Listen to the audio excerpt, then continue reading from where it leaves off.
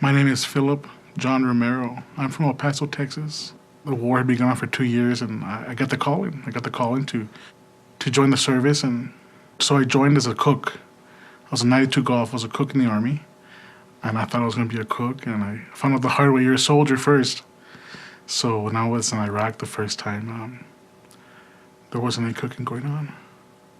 So we went on patrols, and we kicked doors down, and we went around and checked perimeters, and we did guards, and we were at the checkpoints, and things of that nature.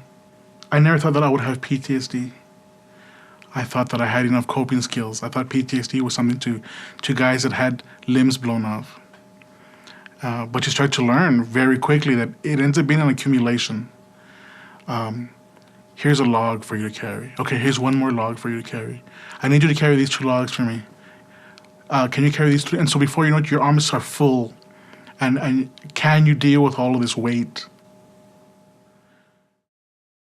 There was an insurgent who was wearing a bomb vest. And so this guy tried to come up and blow a hole in the wall. The Iraqi police saw him and they shot him. But before he died, he ignited his bomb vest. And so parts of him came flying over the wall. Okay. So I ended up being a part of the cleanup crew.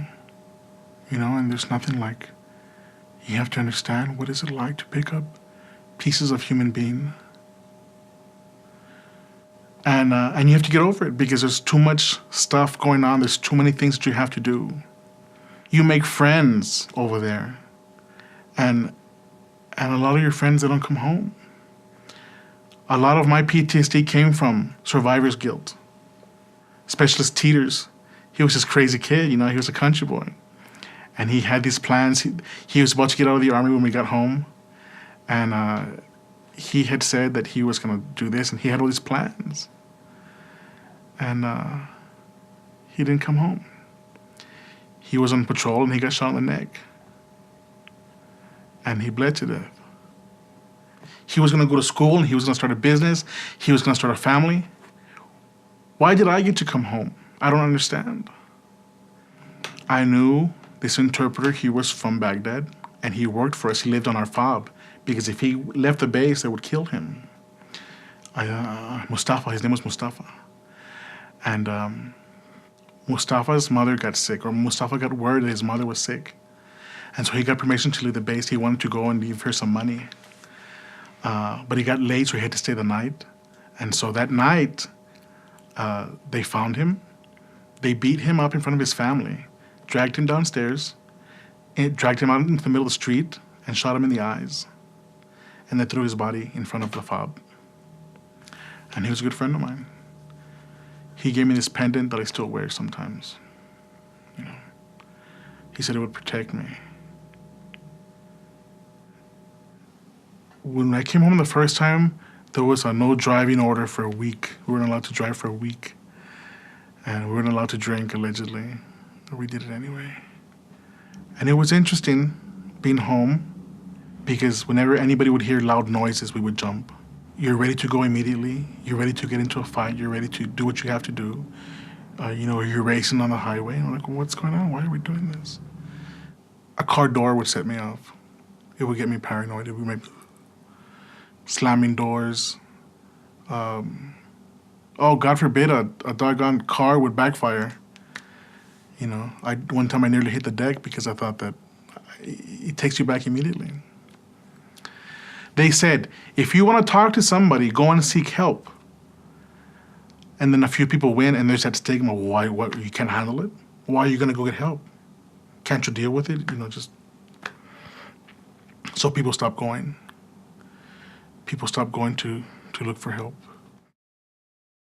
It takes anywhere from 6 months to 2 years for a soldier to fully integrate back. I've only been out for a year. So hopefully within a year I'll be normal again. I don't think I'll ever be normal again, but so I have to use my coping skills, my abilities to make it. And so far it's been working. But there's some days that there's just some days that I can't. My wife asks me a lot, well, why don't you talk to me about it?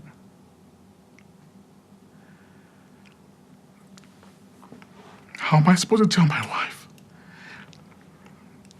that I'm sorry I didn't die and 2 younger guys could have made it home? How do you explain that? So you don't? Only a vet knows what a vet's been through. Those nights that we can't sleep. Those days when we don't feel like eating.